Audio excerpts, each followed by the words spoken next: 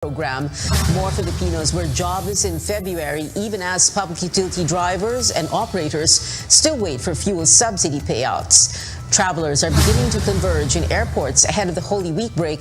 Authorities say passenger traffic is almost returning to pre-pandemic levels. And a Korean girl group's concert tickets in the U.S. were sold out in under 30 minutes.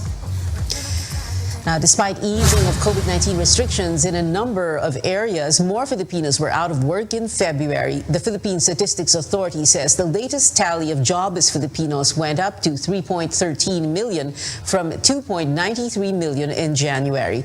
This means the joblessness rate was still at 6.4% in February, similar to January, also the lowest since the COVID-19 pandemic began.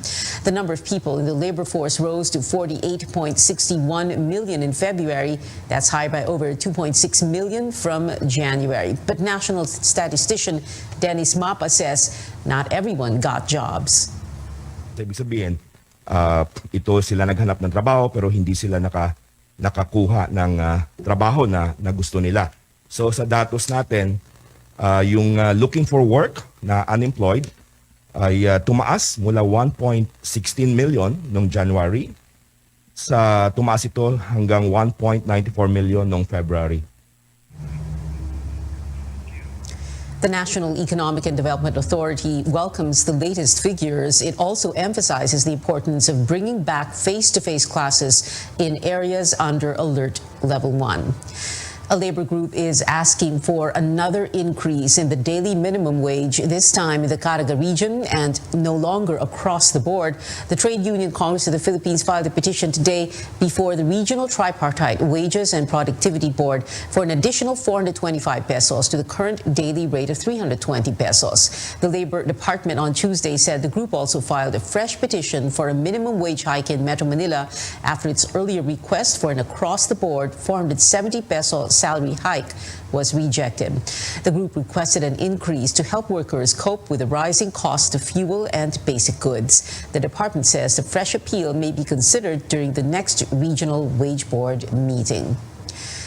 No fuel subsidy payouts just yet, despite the Commission on Elections' go signal for transport regulators to resume the rollout. The LTFRB says it is still waiting for COMEX's formal response to its appeal. The poll body exempted the program from the election ban on public spending, but COMEX has yet to issue a resolution which will contain strict conditions the LTFRB has to comply with. The Stop and Go Transport Coalition welcomes the development, but again calls on the government to fast-track the distribution of fuel subsidy, as well as allow jeepney drivers to increase the minimum fare.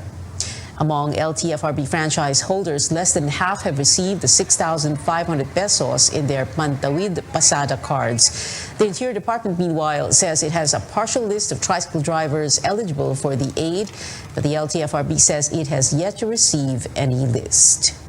Mali yung sinasabi ng LTFRB na wala kayong sinabit na listahan. Continuing to, patuloy yung the USEC in charge here is USEC Epidancing. Okay. At tuloy-tuloy yung kanilang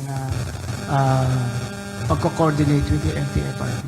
So, more likely kapag mukha natin makuha yung permission pagka payoff nito, kumpleto na itong listahan. The subsidy rollout is expected to cushion the impact of hefty fuel prices on PUV drivers and operators.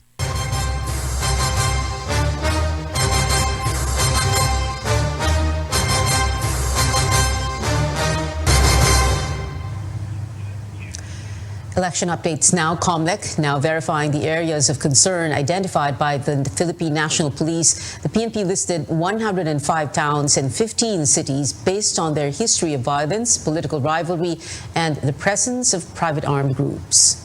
We hope that within the week or within what's left of the week, we will be able to release the final list of areas under concern. We respect the findings of the PNP, and we believe that yes, there is basis for their findings. It's just that we have to cross-check with our people on the ground regarding the situation. Also, to decide what the appropriate response of the Commission will be. The PNP filed Charges against the mayor and vice mayor of the town of Pilar in Abra province, as well as 3 others, Mayor Maro Somera and Vice Mayor Jaja Josefina Somera Di Sono were charged with violation of the Expanded Trafficking in Persons Act over the shootout between police and Di Sono's armed personnel who refused to stop at a checkpoint late last month.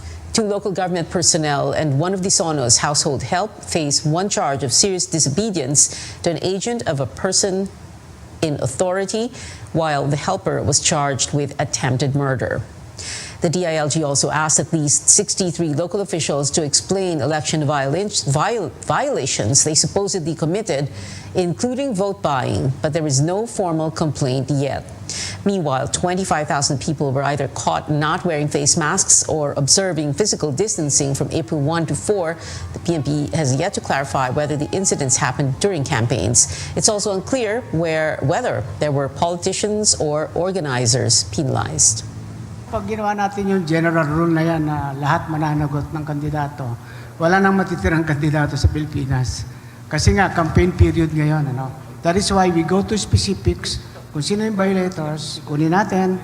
Kung merong specific violations yung kandidato, then we investigate or prosecute him. Pulse Asia says significant developments could still alter the results of its next voter preference survey. Presidential candidate Bongbong Marcos maintained his lead in the March survey, but dropped by 4 points to 56%. Voter preference for his closest rival, Vice President Leni Robredo, jumped from 15% to 24%. For Pulse Asia President Ronald Holmes, the 9% increase is significant, but says Robredo would still need to woo more votes in Mindanao to boost her chances. But he also says that Marcos's lead is unprecedented since past candidates never got more than 50% of voter preference. Holmes notes an improved messaging on the platforms of candidates could turn things around. In 2016, in the same survey we conducted in March, pumapangalawa na si dating Mayor Rodrigo Duterte na bilang kandidato sa pagkapangulo. Ibig sabihin nito ay malaki pang potensyal na magbago sa Abril dahil marami pa ang maaring kaganapan at mayroong mga kaganapan na talagang sa sobrang makabuluhan, maaring ito magdulot ng paglipat o pagbabago ng boto ng mga botanteng Pilipino.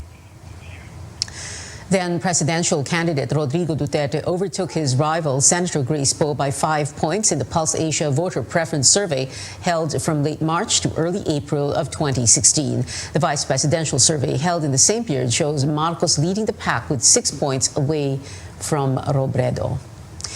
Manila Mayor Isko Moreno congratulates the frontrunners of the latest Pulse Asia survey as he insists he's unfazed by his lower numbers. Moreno's voter preference dipped from 10 to 8%. Congratulations to them. Yun na sinabi ng survey. I would like to congratulate them. I'm happy for them. Ano pa rin, diretso sa tao. Kami ang pupunta sa tao. It's always like that. I've been doing that since 1998, 2001, 2004, 2007, 2010, 2013, 2016, 2019. Ganun din ang gagawin. Basic. Straightforward. Hindi magarbo, hindi magastos na kampanya. Labor leader Caliotti de Guzman also brushing off the results of the survey, where he ranked second to the last with less than 1%. He claims that politicians pay the people behind voter preference surveys to monitor their strongest opponents. But he notes that he will double, even triple his efforts to reach out to the public.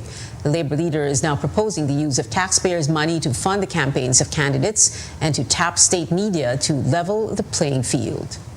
Yung pagpapakilala sa kakandidato, ang gagawa, gobyerno, using yung kanyang TV station, Channel 4, Channel 13, o kung ano man, para equal ang playing field at hindi mangyari na si Caliotti na galing sa sektor ay hindi kayang maglagay ng paid ad sa TV dahil wala siyang pera. Pero kung may equal opportunity na binibigay ang ating gobyerno, equal lang. Leni Robredo stands with her volunteers accused of having ties to communist rebels. The vice president insists she will never ally herself with anyone who uses violence to promote an agenda. She says the red tagging and attacks against volunteers started when her campaign began to gain traction. Senator Ping Lacson supports calls to remove the 20% tax from the honoraria of teachers rendering election duty. He says there is no time to lose for agencies who should act on the matter. The Alliance of Concerned Teachers trooped to the COMELEC headquarters Wednesday, demanding a dialogue over the issue.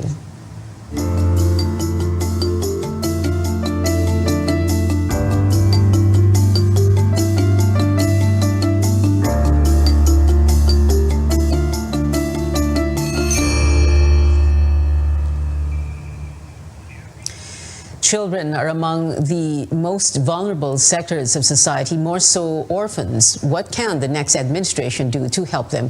In this report, Carolyn Bonkin takes us to an orphanage in Maguindanao. This is the IHH Orphanage Center in Cotabato City, one of the institutions caring for children in Mindanao who either lost their father or both parents. Mainly with the help of Turkish donors, they are provided with food, clothing, shelter, and medication. They also go to a nearby public school. We want to orphans studying because orphans family generally poor family. This is where we met Lama. Anong pangarap mo? Pangarap ko pong maging nurse. Gusto ko pong tulungan yung mga ibang tao. But it's a far-off dream for now. Mafodsa, one of the social workers, says they could only afford to send children to public schools and they can only choose from limited courses.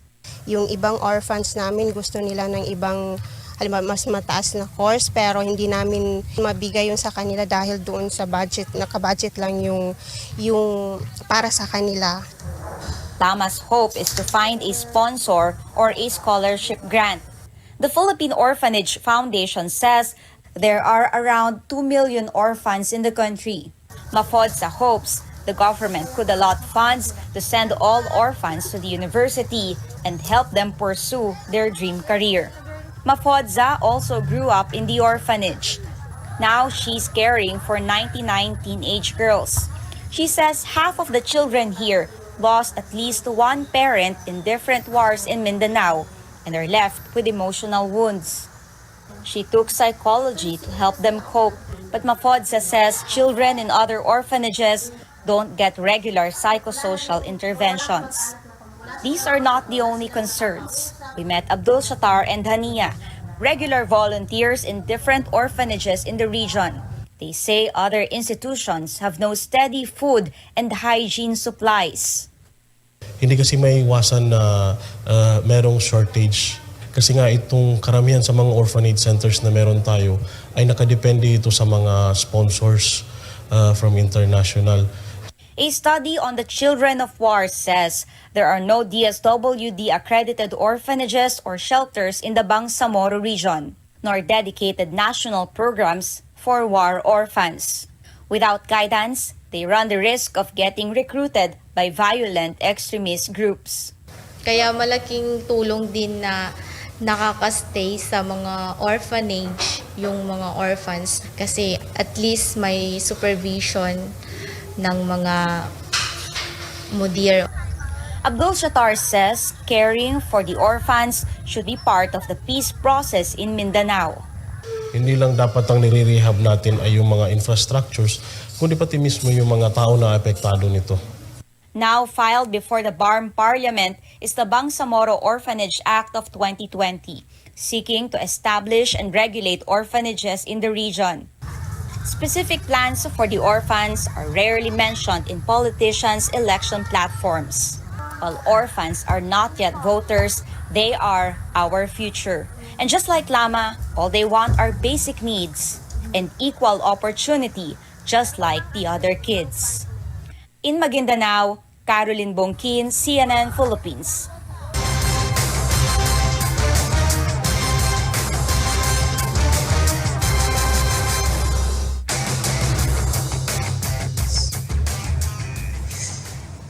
When we return, a low-pressure area brings massive flooding in parts of the Visayas and Mindanao, and the Philippines requires antigen testing for inbound travelers.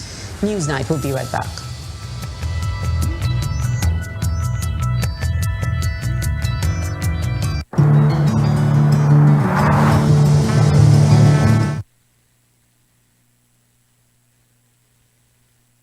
SMC San Miguel Corporation. Bisag unsang industriya ang sudlan niini, tinguha sa SMC ang pag-uswag o paglambo sa mga Pilipino. Karon, gikan sa SMC, aniya na ang SMC Davao Cement. SMC Davao Cement. Gama sa Davao para sa Mindanao. SMC Davao Cement. Ato ni Bay. SMC San Miguel Corporation. Bisag unsang industriya ang sudlan niini, tinguha sa SMC ang pag-uswag o paglambo sa mga Pilipino. Karon, gikan sa SMC, aniya na ang SMC Davao Cement. SMC Davao Cement. Gama sa Davao para sa Mindanao. SMC Davao Cement. Ato ni Bay.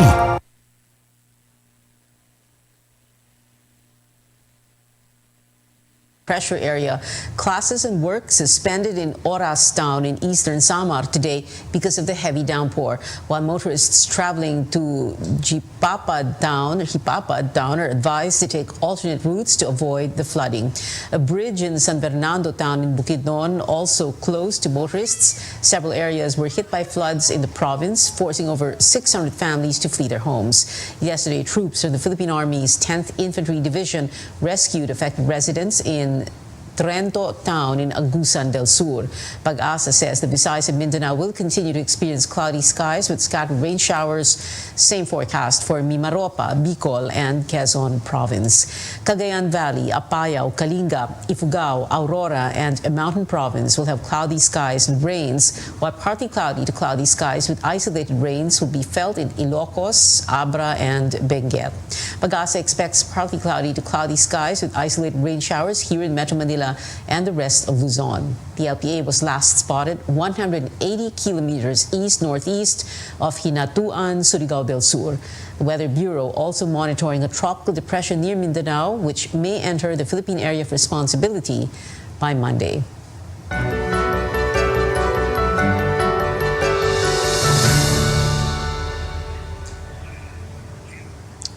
Filipinos are bringing back pre-pandemic traditions, with travelers filling up airports again in time for the Holy Week.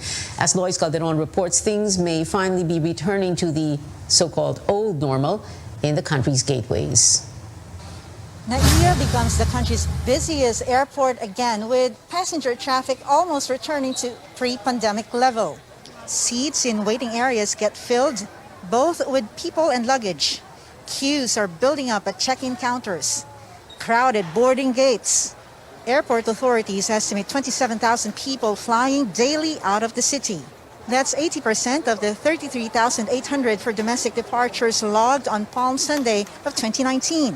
If you count the additional 36,000 flying in during Lent, pre-pandemic domestic traffic was up to 69,000 daily. We're glad to note that there's an increase in volume, especially when the health protocols had been eased up. So what we're seeing starting from the Holy Week onwards is we're pretty much inching towards pre-pandemic volumes with a much further easing of LGU requirements. We are seeing at 100% already very soon on pre-pandemic levels. That is for domestic. I was surprised na ganun kagad nag-rebound yung local tourism natin.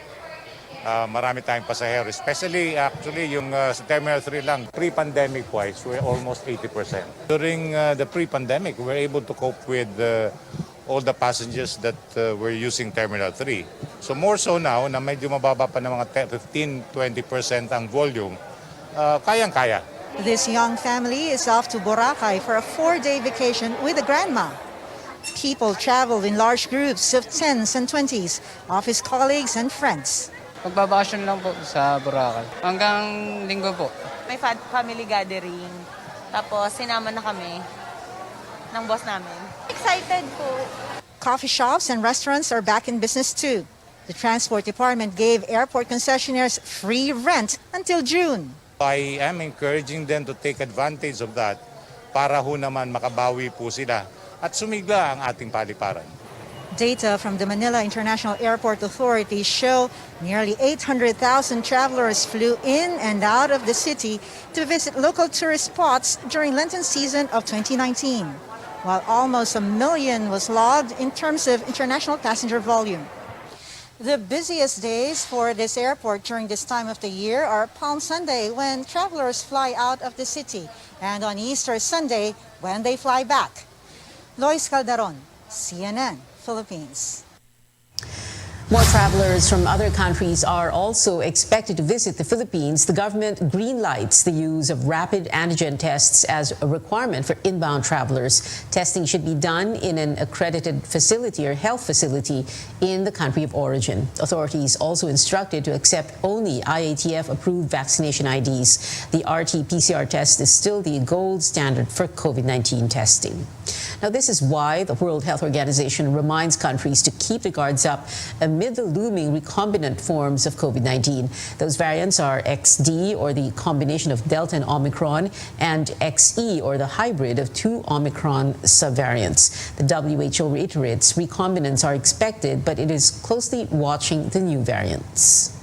We need to continue to assess the public health risk which is associated with these recombinant variants, because they have the potential to provide us with a greater challenge, as they could be more severe. They could result in a recombinant variant which evades our use of vaccines and other measures. And so therefore, we need to be vigilant, we need to continue testing, and we need to continue to identify any unusual events, any surges as quickly as possible. Current studies do not see the recombinants as more contagious than the parent Omicron variant. Now, millions of families suffered losses when COVID-19 struck, but it is a completely different story for some businesses. George Quiles tells us the pandemic gave them hope to carry on. The province of Romblon takes pride of its marble products, or marmol, beautifully crafted by their skilled artisans. From the mines, these stones are brought to the shop, where they are cut and polished to perfection. But just like any other industry, it was also hit by the pandemic. Umina, maraming mga tao na natambay sa trabaho. The light at the end of the tunnel came in a rather bizarre way. Thousands of deaths due to COVID-19 paved the way to keep their business afloat. Mayor Gard Montojo says the demand for marble urns and gravestones reached an unprecedented high, with thousands being shipped from their town weekly. Ang order nun, pag namatay ka sa COVID, talagang ikikremate ka. So kailangan mo ng urn. Nung una, ayoko maniwala sa kanila. Sabi ko sa kanila, bigyan nyo ako ng sulat galing sa funeraria or ano kung sinong nag-order sa inyo, then I will give you a go signal for you to work again for the manufacturing of urns. Medyo natatakot din kasi para mabili ang lapida eh. Oo, pero walang magawa. Yun ang hanap buhay dito. As the COVID-19 situation becomes more manageable, the demand for marble urns and gravestones gradually went down. But the interest in other marble products are slowly picking up, like in the souvenir shop in downtown Romblon. Kasi sa akin, may online ako.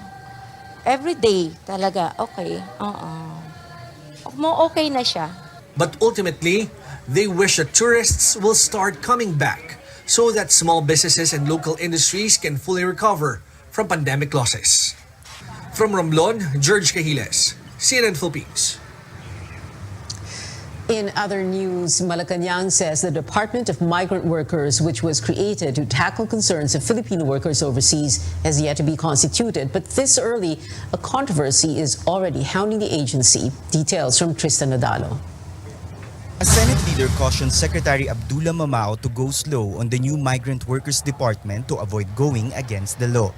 Senate Minority Leader Franklin Drilon hits Mamao for his supposed attempt to disrupt the smooth transition of the agency and his wrong interpretation of the new law.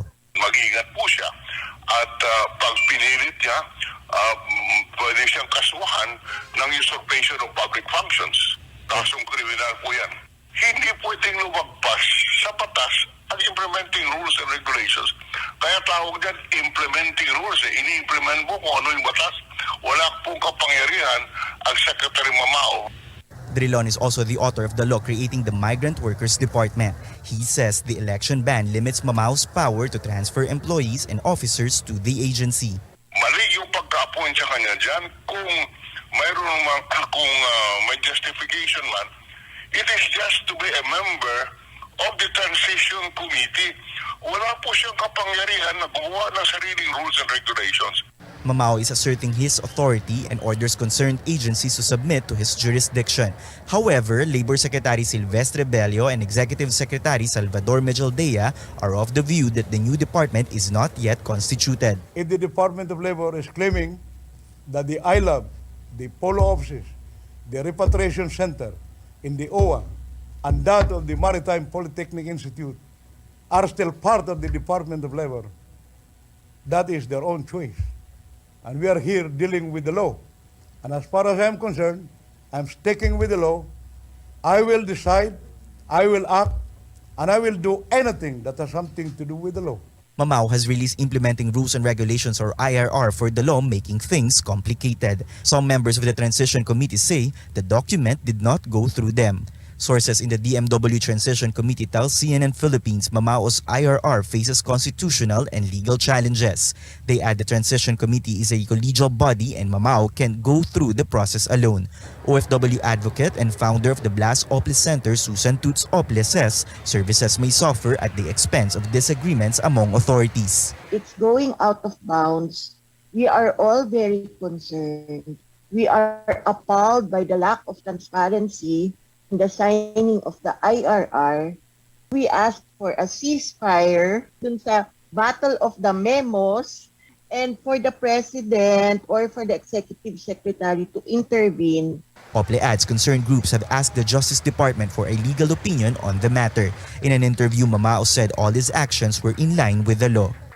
The OFW sector is caught in a bind over disagreements on an agency that's supposed to protect their welfare. Groups appeal to Malacanang to step in and resolve the matter immediately. Tristan Udalo, CNN Philippines. CNN Philippines is reaching out to Migrant Workers Secretary Abdullah Mamao for his comment on the issue, but he has yet to reply. Coming up on Newsnight, from 50 aspiring queens, the number of Miss Universe Philippines contenders has been trimmed down to 32. Plus, more and more U.S. shows have been added for this K-pop group's tour. Find out why after the break.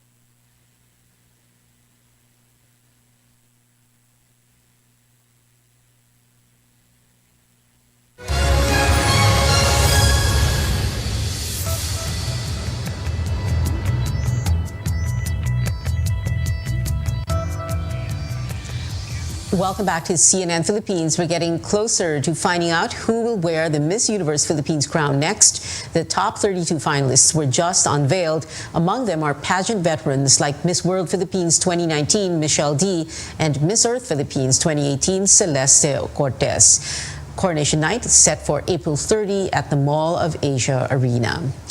Tickets for the Los Angeles Encore concert of K-pop sensation Twice ran out in under 30 minutes. Because of this, another show was added. The girl group's 3 world tour dates now include May 14 and 15 at the Banc of California Stadium. Concerts here in the Philippines have yet to be announced. Twice recently made it to U.S. touring history as the only female K-pop artists to have 2 different arena tours in the country. And that is it for tonight. Join me again on News.ph at 7 p.m. I'm Pia Ontiveros for Newsnight, where we go above and beyond the headlines.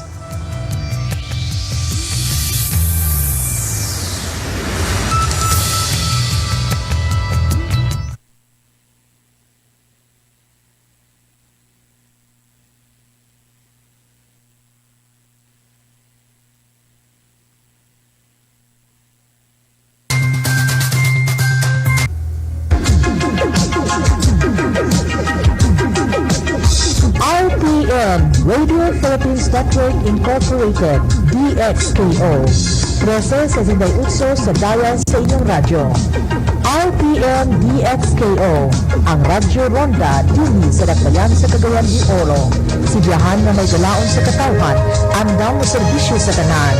Ang RPN DXKO Radyo Ronda, sakop sa KBP, kapisanan ng mga broadcaster ng Pilipinas.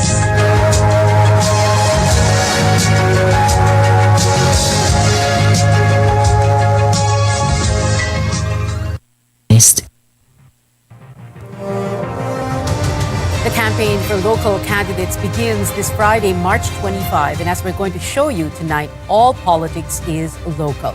But first, a slice of national politics. The president's political party, at least half of or a faction of it, has endorsed the candidacy of survey frontrunner Bongbong Marcos. That was the announcement this morning.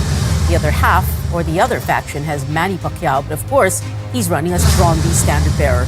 In November last year, President Duterte rejected an alliance with Lakas CMD, his daughter's party, because she's running with Bongbong Marcos. The President called Marcos a weak leader.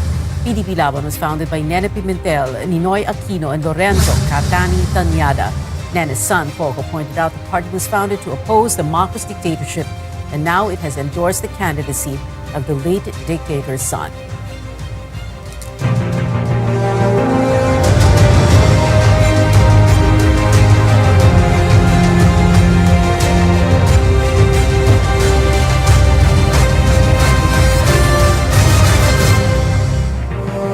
Good evening, I'm Pia Ontiveros. Welcome to your weekly political appointment fix, politics as usual. Like we said, we begin tonight with national politics.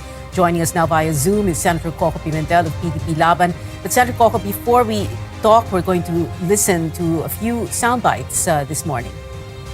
In due time, he will speak. Hindi naman tayo gagawa ng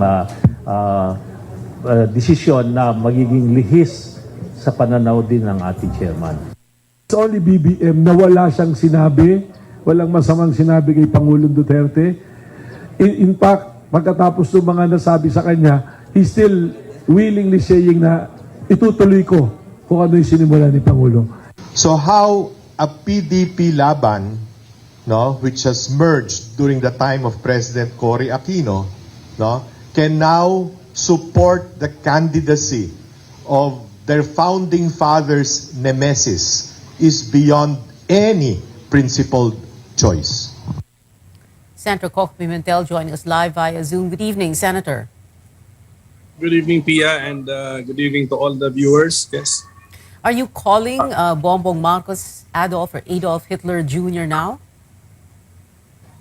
I use that analogy so that people will understand that PDP Laban was formed precisely to fight for our freedom, for our democratic values, for human rights and human dignity during the time of the Marcos martial law regime. So I use the analogy of if we were in Germany, no political party formed to oppose Adolf Hitler will support Adolf Hitler Jr.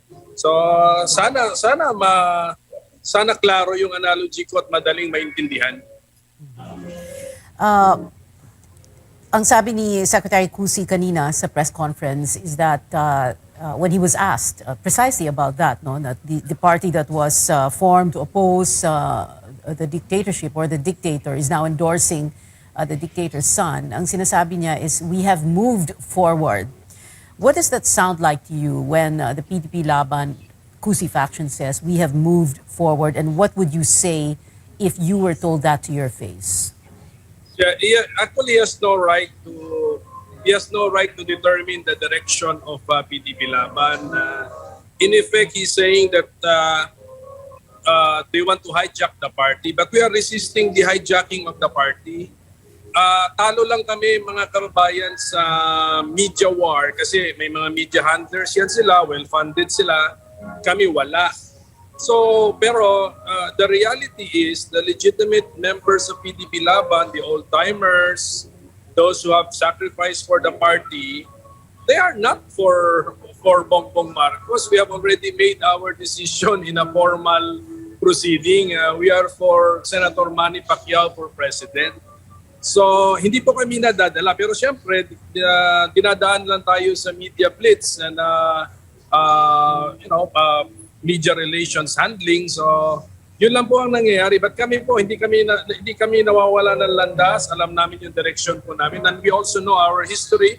We know our constitution. We know our basic party principles. Kasama po dyan ang human dignity, consultative and participatory democracy, federalism, ayan po and Bongbong Marcos does not stand for all of these principles.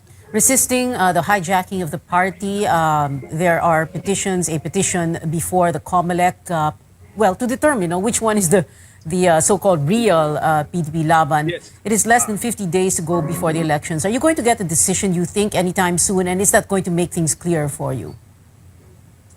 It was Secretary Cusi who filed the petition. So I think that petition should be acted upon immediately by the COMELEC. And they should dismiss it. Look at, and we will actually move for its immediate dismissal by using as part of our evidence what they did today. Because they just showed the Filipino people that they really know nothing about the party. Because they are just usurpers, pretenders, hijackers of PDP Laban. So we will use what happened today as evidence against them that they are not legitimate PDP Laban members.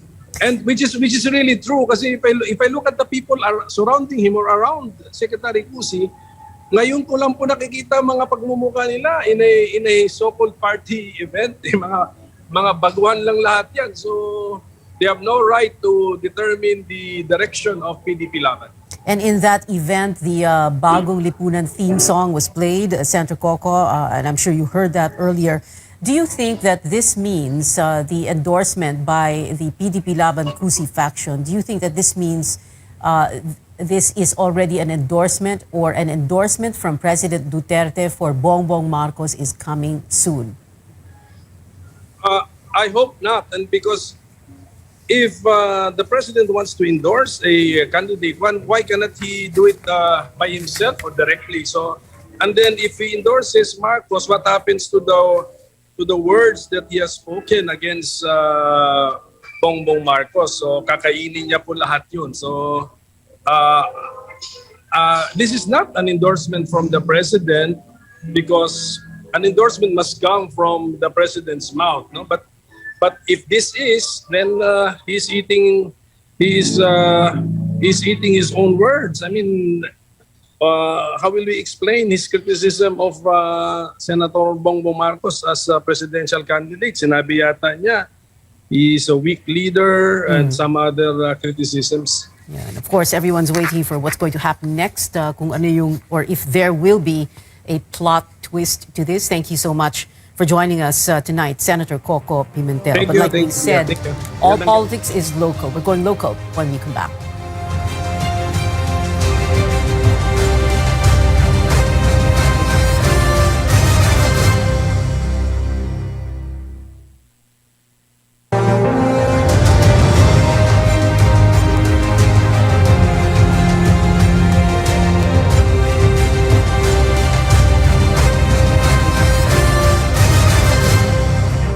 Welcome back. This is Politics as Usual. Gregorio Goyo Larrazabal is better known or best known as a former COMELEC commissioner, having served from 2009 to 2011. But he's trading in that image for an attempt to run for Congress in his Leyte hometown. He's going up against Richard Gomez, mayor of Ormoc City, who's looking to trade places with wife Lucy Torres Gomez and gun for Leyte's 4th Congressional District. Goyo joins us from Ormoc via Zoom. Good evening, Sir Goyo. Thank you so much for being with us tonight. Wag lang, sir. Goyo lang. Goyo. Okay na yan. Okay, okay. From COMELEC commissioner to candidate. So, and you said on Twitter on the day you filed your COC, your certificate of candidacy, that, and we quote, "What started in COMELEC ends here in Ormoc." Can you describe in less than a minute that journey for us? Well, I was raised by my parents to do public service and help people. I grew up in Ormoc. I'm a full-blooded Ormocanon. And we help people all over the Philippines now with electoral reform. But now it's time to refocus and help the people in the district. Your parents, your mother Adelina was governor, your father Emeterio was Ormoc City mayor, correct? Yes, that's correct. Okay. But Goyo, you were supposed to run for senator. Why go for a congressional seat instead? And, you know, were your numbers too low, or was it local politics? Local politics. Kasi I've been asked to run in local politics matagal na. I always said no. But because of the problems here in the district, you really need to help people. And if you run for Senate naman, your constituency is national. Diba?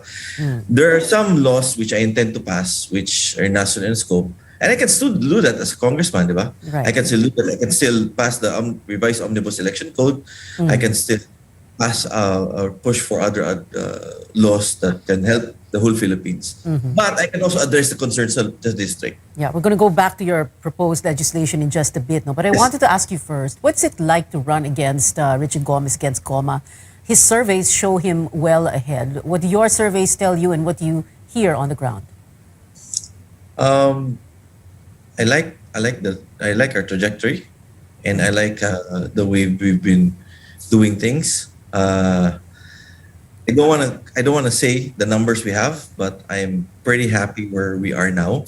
But every day is a challenge. Every day is a challenge to educate people. Every day is a challenge to make the life of people we talk to better. And every day is an opportunity to make things better for the district. Okay. Goyo, can you describe the 4th district of Leyte where you're running? No? So that's Ormoc City plus 6 municipalities. Yes. Albuera, Isabel, Cananga or Cananga? Cananga. Cananga, Matago, Merida, and Palumpon. Matago, yes. So 6 municipalities in one city. It's about 325 registered, 25,000 registered voters.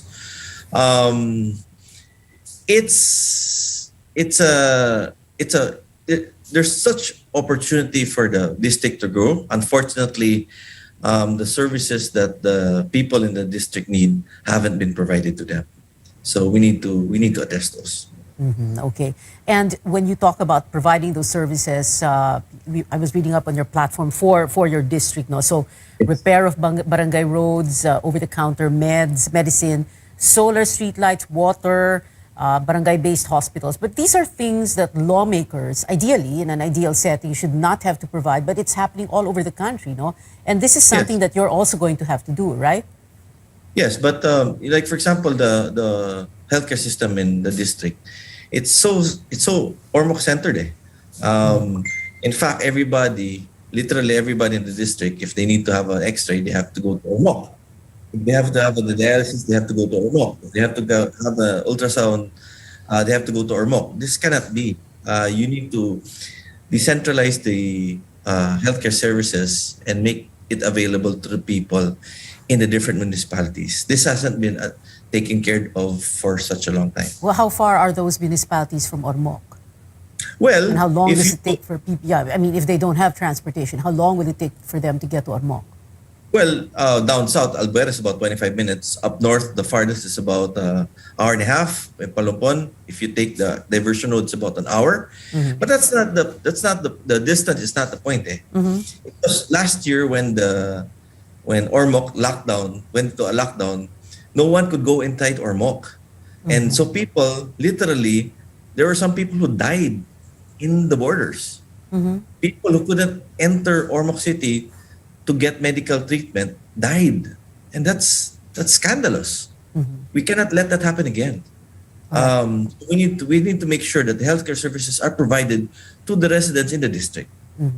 I enumerated the 6 municipalities apart from Ormoc that make up the 4th district because I wanted to ask this question of you. And, is this relevant to you? No? Which one, or is there a bellwether? No? Is it Ormoc for the 4th district? Meaning, if this goes for you, the rest of the district follows. Is it Ormoc City or is it one of the other municipalities? And how strong or weak are you in that area? Well, Ormoc City is comprised about 45% thereabouts of the whole voting population in the district. The next biggest LGU is municipality of Palumpon. I'm from Ormoc, so I believe we can get votes here. My family is from Ormoc. In fact, I used to, when I was in grade school, I used to be a sacristan in St. Peter's and Paul Parish. So I know the people here. Okay. All politics is local, like we all know, and national candidates need to woo the local candidates. So the next question is, who are your presidential and vice presidential bets? This is something I asked you before we started the show. You have a very interesting answer. Sige, go ahead. I ran as an independent. I believe all the presidential candidates are friends of mine. It's going to be a family decision who we vote for. At this point in time, I would encourage, Pia, all your viewers to vet the candidates they want to vote for, not just for president, but down to councilor. What are their platform government? What are their track record? What's their track record? What can they do not only for the country, but for example, for an LG official or candidate, what can they do for the municipality or city? So you're not exactly answering the question, Goyo. You're not saying who you're going to vote for or who you prefer. I'm saying I ran as independent. I'm categorized as an independent candidate. Yeah. But if there are candidates who want me to help them, I will help them because they're all friends. But you have chosen someone, a tandem that you will vote for. You have. Not yet. Sorry, not yet. Okay. But you also said earlier, that you're running so that you can advocate for electoral reform and you work to revise for example, omnibus election code provisions. Like which ones? Oh, where to start? First, you have less than 3 minutes, huh? Okay, less than 3 minutes. First, you have to look at how do you merge the different provisions of the different laws. Some refer to manual elections, some refer to automated elections. Then you look at the penalties for acts committed by candidates and supporters. Then you look at the process on how to make it more efficient. Then you also look at this expense limit for candidates to incur on during the campaign period. You also have to look at the categorization of a candidate after the filing, because of current jurisprudence, you're a candidate only at the start of the campaign period. We have to address that. We have to change that. Okay. In other words, an overhaul, almost complete overhaul of age-old vintage. Yes, I've spoken to former COMELEC commissioners. I've spoken to COMELEC officials, and I've already told them that if hopefully I win, I need their help because we need a holistic approach on how to make the elections even better. And if you don't make it, what are you going to do? Are you going to go back on the road, either on your Defender or your bike, and to your music? What are you going to do? Well, Pia, I'm an election lawyer and I'm an election reform advocate. I will always be involved in public service, whether as a member of the House of Representatives or as Goyo. You continue to do good for people whenever you can. Goyo Larrazabal. Sorry, what were you saying? You're going to join us in the last segment of the show, so you can save that for that final segment. Goyo Larrazabal, a congressional district candidate for the 4th District of Leyte. Thank you so much for being with us. We'll see you in the last segment of the show. Like I said, we'll be back after break. This is Politics as Usual.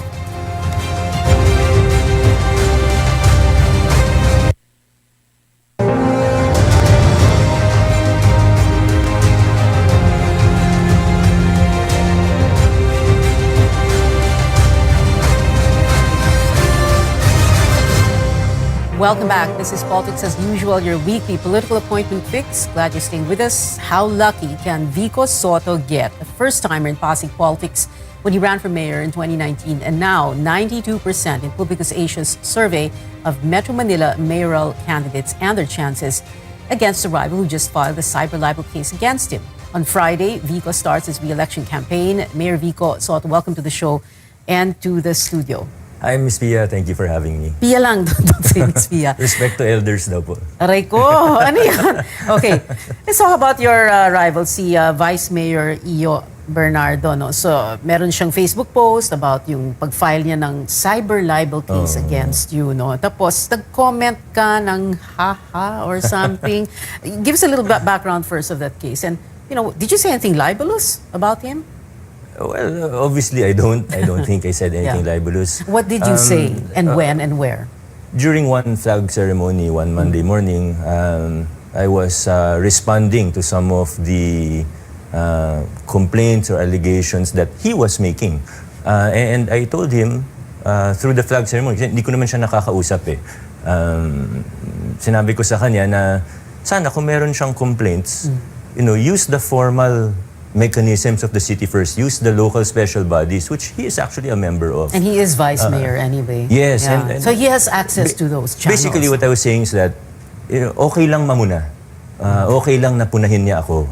That's part of my work. To be criticized is part of my work. And I accept criticisms wholeheartedly. You know, and sometimes we get good things from criticisms. But bago ka mag-post sa Facebook or, you know, kung saan-saan magsasalita, membro ka naman ng local special, halimbawa, reklamo sa basura. Member naman siya, pwede naman siya kahit hindi formal member, as vice mayor, he can always attend the Solid Waste Management Board. Doesn't he? Doesn't he attend? Not really, but Ms. Pia, you know, I would rather not talk about it din kasi unfair din naman sa kanya, hindi naman siya makakasagot ngayong gabi. So, I don't want to be unfair to him also. Yeah, but he also said, just one last thing, he also said that you were saying things about his family. Did you say anything about his family? I've never said anything about his family. And so you did not say anything libelous about him, in other words, or his family, no? Yeah, I really didn't. Okay, let's move on. Tsaka hindi cyber. Sorry, last time. Hindi cyber. Hindi cyber, okay. I didn't post anything online or say anything online. That was physically, right. in person. person. Like you said, during the flag ceremony. Yes, so, okay, all right. Let's move on, like I said. So you have an uncle running for vice president, so si Tito Sen, Senate President Tito Soto, and you had a meeting with him and his running mate, Ping Lacson, that your dad set up, or at least that's what your dad said. And then last Sunday, Leni Robredo paid a courtesy call on you before she went to her rally, in Ortigas. And I remember when you explained why you didn't want to have to support or endorse a presidential candidate and a presidential and vice presidential tandem. And I paraphrase, you said that you needed to concentrate on the city's problems. But recently you've been quoted as saying that people, your constituents should be able to choose well on their own. No? What comes to mind is all politics is local. Right. Because syempre, yung mga national candidates talagang manunuyo yan eh, di ba? Right. Lalapit sila sa inyo, sa mga local candidates. No? So give us an idea about what you're going through, what you meant by, I want to concentrate on Pasig. Ayoko makialam dun sa national politics. There are two major reasons why I'm not endorsing any national candidate. Number one, my mandate right now is to focus on Pasig. Mabigat yung ginagawa namin mga pagbabago sa Pasig. Hindi madali yung laban namin. Madugo yung laban na ginagawa namin para linisin ang ating pamahalaan. Number two, we have to look at the history of Pasig and the reason why I ran for mayor in the first place. Ang Pasigueño, nanawa na kami sa dikta, sa pananakot, masyadong napopolitika lahat ng mga bagay. So we're coming from that history. Now we want to make a stand that Pasig is open. Ang mayor ngayon hindi magdidikta sa inyo. So I hope, especially if you're not from Pasig, maybe you wouldn't understand. I know some people also criticize me for not endorsing national candidates, but we have to understand the context and the history of Pasig and why I'm going a little bit to the extreme of not endorsing anyone. But again, it's to move away from what we were before. na may pananakot from City Hall, na may dikta galing sa mayor. Moving away from patronage politics or from... That also, yes. Yeah, yung para bang pag ako mayor, huwag kayong mag-alala, yung mga boto ng mga tao dito sa inyo yan lahat. Hindi, Yes, that doesn't so- work, right? I mean, Anyway, nainiwala naman ako, ang Pasigenyo, matatalino, mapanuri. So, we can stand on our own and think for ourselves as Pasigenyos. Hindi na kailangan ng mayor para magsabi na, hindi, dito tayo lahat. Again, it's going, I know it's a little bit extreme what I'm doing right now, but we didn't get to where we are in Pasig by not being extreme. We had to take stands, and kung ano yung dati, medyo opposite tayo kasi ito, naninindigan lang naman tayo. We're moving away from the culture of patronage, the culture of fear, the culture of traditional politics. the culture of a city mayor promising the votes in his city to the candidate. Wala naman pong ganun eh. Yeah, Just like when I ran for mayor, none of the barangay captains supported me. They all promised the incumbent that he would win in their barangays, And he didn't. X number of votes. But the fact of the matter is, it's the same for me. Barangay captains can't really deliver votes sa barangay, and the same, mayors can't really deliver votes in cities or municipalities. That's a myth. Yeah. Minsan nakakachamba. If I endorse a certain candidate, minsan kasi malakas na, kaya rin naman ni-endorse eh. But kung ako magsabi, candidate A tayo, hindi naman ibig sabihin susunod lahat ng Pasigenyo. And again, that's one of the things that we're fighting against. Yeah. We want to go against that, that system, that culture of politics, the For that traditional matter, in any politics. other city or in any other municipality or in any part of the country, right? But so you're not going to endorse a candidate for president and or vice president. You're not going to announce it either. Right. But of course, you are going to vote for a president and a vice. Have you at least made up your mind already? Kanina I asked Goyo, and he said he hasn't made up his mind. Lahat sila kaibigan. Parang pareho kayo ng position. Have you made up your mind? Right now, I wouldn't say I've made up my mind 100%, but I have my leanings. Okay, so you're choosing if I between... Had, if there were a ballot in front of me right now, I would know who I would shade. Yeah. But yun pa ba sa Mayo? I'm not 100% sure. Okay, but you're choosing what? Between 2 or 3? 2. Sa presidente? Oo. Basta. I'm not naman asking you to name them eh. Yung mga tao, ano na yan eh, they will try to guess, haka-haka na yan. Yeah. Oo. Okay. I wanted, since we talked about passing the barangay captains, and you were saying, hindi naman totoo yan eh, na parang, and like you said, no, chamba, that's a very good word to use to describe the situation on the ground. But, if you talk about the barangays in Pasig, is there such a thing as one particular barangay or a few are the bellwethers, the ones that will determine if this one goes for you, the rest follows? Meron bang ganon? And this is just for mga people who are interested in local politics. Hindi po ako naniniwala na may ganun.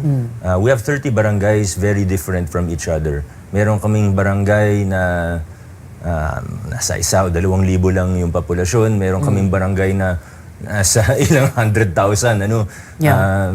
or 150,000 plus. And then iba-ibang economic status syempre, no? Iba-ibang economic status, iba-iba yung physical, yung itsura. So I wouldn't say that there's one yung susunod lahat. Every barangay has its own unique characteristics. Okay. Earlier you were saying that you had your hands are full in Pasig. There's so much that you needed to fix, no? And now, Publicus Asia, like I said earlier, they're saying 92%. No, that's your chances, no, of winning. Can you tell us what else would you like to do for Pasig? What else are you going to do if you do win in May? Number one, we have to continue the reforms. We've started a lot, especially with our procurement process. We've really cleaned up the system. But number two, we want to continue with our advocacies, particularly for universal healthcare. Because of COVID-19, I think it's understandable that a lot of our plans for UHC have been delayed. But even with the delays, we've made a big progress. We've started no balance billing in our hospitals, in our city-run hospitals. No balance billing meaning? Zero balance billing. So walang binabayaran yung mga constituents pag may hirap. Sa aming dalawang city-run hospital, we've created more than 1,000 plantilla positions, new plantilla positions for our city health department at marami pang iba. Kaso dahil sa pandemya, dahil sa COVID-19, ay kinailangan din namin gumawa ng mga hakbang para sa COVID response. Halimbawa, yung ospital namin, kinonvert namin panandalian para maging COVID referral center. We had to increase the number of beds from 60 plus beds to almost 200 beds. We had to establish a Pasig City Molecular Laboratory, contact tracing center. We had to hire emergency healthcare workers for COVID response. And I can go on and on for an hour just detailing the things that we've had to do for COVID-19. So, everything that we've had to do for COVID-19, we understand why we need to do that or why we needed to do that. Unfortunately, it's every step we make for COVID, that's resources that we could have used elsewhere to implement universal healthcare in the long run. Of course, hindi naman yan binary na you have to choose one or the other. Yung iba naman may byproduct din na ngayon magagamit namin for COVID-19 pero in the long run magagamit din naman talaga for healthcare services in Pasig towards UHC. But again, unfortunately, we have to admit that there are setbacks also. So we need to realign and re-strategize moving forward, especially at the tail end of the pandemic. We're happy with the progress that we've made, whether it's universal healthcare and all of the other things that we've done in the last 3 years, but not as fast as we would have we would have done if not for the pandemic. Yung sinasabing 92% ng publicization, do you feel that? Well, I don't want to be overconfident. Sa akin naman, whether 92% or 29%, pareho lang naman ang gagawin ko eh. Work as hard as I can and do everything that we can and try to implement the programs and projects as we've planned. Your allies, Roman Romulo running for Congress Yes. again, Duda Jaworski, who is your running mate. Let's talk about them for a while. Well, Kong Roman has been with me from the start. Without a Congressman Roman, there is no Mayor Vico. What do you mean by that? Well, he was with me every step of the way. I wouldn't have decided to run for mayor in the first place if not for kung di ko alam na pwede kong sandalan si Kong Roman. We've been partners ever since. For before the pandemic, we saw each other every day for maybe more than 1 year straight na talagang nagsawa na kami sa isa't isa. Pero he's been such a big help. He's very level-headed. Kahit di niya na trabaho, ginagawa niya, makatulong lang sa akin. Which is especially helpful considering that in 2019, we did not have a full slate. Wala kaming pinatakbong vice mayor, wala kaming kasamang konsyal, except one per district. Pero anim yun eh. So, thankfully, nanalo din siya. Kung hindi ko alam kung anong gagawin ko. Hindi sa tulong niya. Hirap ng nag-iisa kasi you have to, I always remind myself also that I entered this arena not to win elections, but I decided to run for mayor to institute changes in our city. Public service. And Duda Jaworski, very briefly. Well, Dodo Jaworski, hopefully Vice Mayor Dodo Jaworski very soon. As a mayor, I need to have a vice mayor. It will be very, very helpful to have a vice mayor who, para sa akin, hindi sapat yung magaling, matalino, masipag. Kailangan may integridad at kailangan kapareho ng prinsipyo ko. Our vision and our principles have to be aligned. Right. And, to put it very bluntly, I saw that, in all of the potential candidates at the time for vice mayor, kay Dodo Jaworski ko nakita yun. Okay, we have less than a minute to go, but let's pretend this last minute is Sports Desk with Andre Felix. That's 10 a.m. every morning, by the way, Mondays to Fridays. And I saw this video of you on Instagram, and let's watch it first for a while. Basketball, yeah.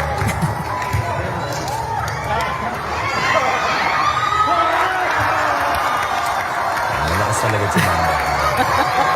Okay. Pero kanina umaga nagmintis na ako eh. Ano yun? Kaninang umaga, ano yun, Vico? Mayor Vico? I was on a very hot streak. Malakas lang talaga chumamba sa Chamba basketball. na naman. Pero kaninang umaga, pumalya na. Okay, I was about to say, let's talk about that lucky shot of yours. Ang swerte mo na sa politika, swerte mo pa sa basketball. And I was telling you na nga, di ba, pag hindi ka pa nanalo dahil sa shot na yan, ewan ko na. So, Mayor Vico Soto, you're going to join us in the last segment of the show together with Goyo Larrazabal and our last guest who's coming up after this break, Cebu gubernatorial candidate Ace Durano. Politics as usual. We'll be right back.